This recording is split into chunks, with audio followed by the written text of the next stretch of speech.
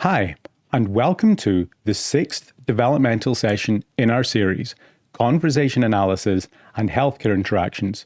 Today, we continue our examination of sequence organization.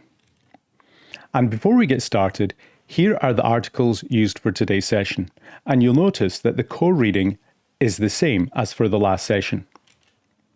Now, this is a continuation of our last developmental session, so if you haven't seen Sequence Organization 1, be sure to take a look at that first.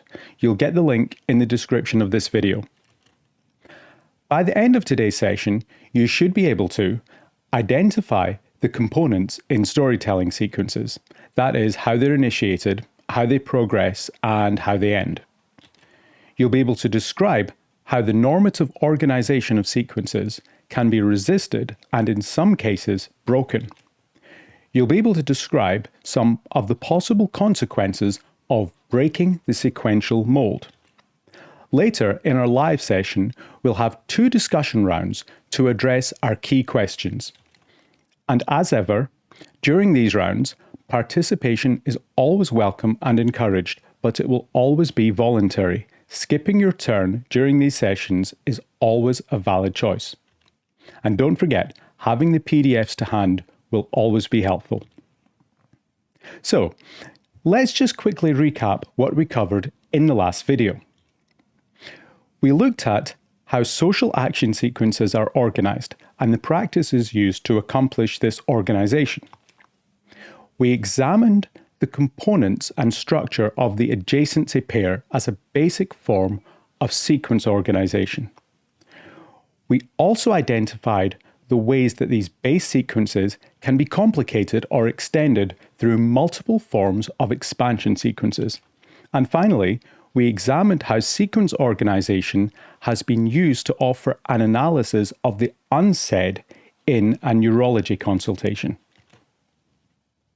Today, we'll be looking at some additional forms of sequential organization in social interaction, starting with the organization of storytelling. And this is a fairly complex topic in itself, which is why we have a full session on it later in the series. Stories are specially and surprisingly well-organized forms of interaction. They're extended telling or informing sequences. In telling a story, many aspects of turn-taking are suspended, but not entirely. There's a substantial amount of order to storytelling sequences. A teller first must gain permission to tell the story. The permission then grants the teller to multiple extended turns at talk. Stories can be offered, such as, "Did you hear about what happened to Jeff?" Or they can be requested, such as, "Hey, tell me what happened to Jeff." In stories, recipients are not passive. They have an important role to play in the process and the progression of a story. They need to acknowledge the story progression and they need to show that they're on the same page. They do this with terms such as and And stories are typically followed by some form of post-story evaluation and in some cases, some form of post-story expansion where the recipient may want to hear more. This example shows how a story develops. We have a preface on line 1 and 2. This is the pre-telling or offer to tell a story. And this pre-telling of the story is quite informative as it gives the recipient an excellent clue as to when the story will come to a close, which is the point where the story gets to Lance being yelled at. The story is prefaced with the ending. The turn on line 4 is a go-ahead. This approves the telling of the story. Then the body of the story begins on line 10. Now, while much of this story has been deleted for space, it's worth noting that story recipients do have work to do during the telling of this story. At key points, it will be incumbent upon the story recipient to convey alignment and at times affiliation with story progress. This includes nodding, continuers such as and and can include specific items to encourage the elaboration or expansion upon the story. You can see this in line 46, where the turn is a form of insert that elicits elaboration or confirmation of the previous story element. She said we had to do something to restrain him. At the culmination of the story, on line 52, the turn on line 53 conveys some form of affiliation and is a post-expansion which invites further elaboration through the initiation of a new adjacency pair. Now, so far, we've seen how sequences are organized through a series of interrelated turn-taking practices in which one turn is followed by a conditionally relevant response. While this is how interaction sequences typically unfold, the relationship between these turns is normative. It's what usually happens, or at least it's what's usually expected to happen. In this respect, the conditional relevance of the next turn is not prescriptive. There is no if this, then that relationship between turns at talk. In many cases, participants may not produce the conditionally relevant next turn. They may fail to do so, or otherwise act to subvert the expectations set up by the initiating turn. It's in these exceptions that we get some of the best evidence of the normative organization of such sequences. These sequential breaches often lead to some kind of adverse outcome in the form of a negative sanction. These sanctioning turns can be in the form of an admonishment or an attempt to initiate repair to restore some form of mutual understanding to the sequence that's underway. If you look at one of the excerpts from our last session, we can see an example of this in lines 7 and 10 to 11. The initiating turn, or first pair part, is on line 7. The neurologist initiates with an inquiry. This turn has been produced with a fairly explicit recipient design for the patient. With the mum's response, the sequence is broken in two ways. First, it's the mum who is responding, not the addressed participant. In this case, the addressed participant is the patient. Secondly, they do not provide a conditionally relevant second pair part.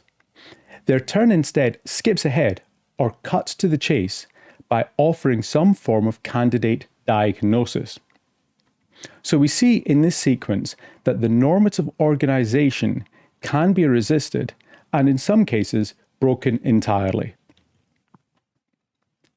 Another interesting form of sequence organization relates to the concept of recipient design, and we've covered this in our turn-taking session. This is of particular importance during multi-party interactions. There is a socially organized preference for the addressed party to respond over any other party in the interaction. If someone other than the addressed party responds, this speaking out of turn breaks the sequential mould. And this can lead to some form of negative sanction for the participant who has evidently taken someone else's right to respond to an initiating turn. You can see an example of a negative sanction in this fairly stark extract. Raina's initiating turn has designated Tamarin as the next speaker, with a question directed toward them through a combination of turn design and embodied actions. They look at Tamarin during this initiating turn. After a 1-second gap, Sandra picks up to provide the second pair part. Now this is important. In the organization of turn taking, it's likely that this 1-second gap was hearable as Tamarin passing on their rights to take their turn. This is a substantial gap from the transition relevance place of the initiating question. Nevertheless, shortly after the response provided by Sandra, Raina initiates with a fairly strong sanction for Sandra, who has been deemed to have spoken out of turn. After work to return to some form of social solidarity, Tamarin offers the conditionally relevant second pair part on lines 10 and 11. So now we're going to take a look at our second focus paper for sequence organization to further examine how this has been used in healthcare interactions. This paper focuses on end-of-life conversations in oncology and considers the interaction order of these conversations. The paper identifies and analyzes sequences they've conceptualized as appreciation sequences. These sequences are shown to be fairly well organized around the goal of eliciting both understanding and positive assessments from the patient. And these sequences become more evident when the patient produces more neutral assessments, which can be seen as breaking the sequential mold. In these instances, the solicitation of appreciation is recycled until an adequate appraisal is produced by the patient. In this example, the appreciation sequence begins just after the positive evaluation of the patient's scan. On line 11, the doctor initiates this sequence through what is described as a laudable event proposal. This is acknowledged on lines 13 and 15, and it's interesting to note that these acknowledgements are fairly neutral. They enable progression, but they don't specifically convey any particularly strong valence in their responses. That's right, and that is right.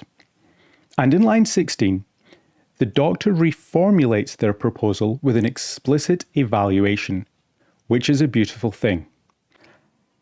After this, the patient acknowledges with a fairly typed response. This once again does not offer any strong evaluation either way. So it's interesting that in line 18, the doctor further elaborates upon this and pursues the sequence further. This particular sequence comes to a close when the patient makes an explicit reference to being grateful every day. In this example, you can see the elements of the appreciation sequence are marked, and they include the reinitiations through recycled solicitation of appreciation or a positive evaluation.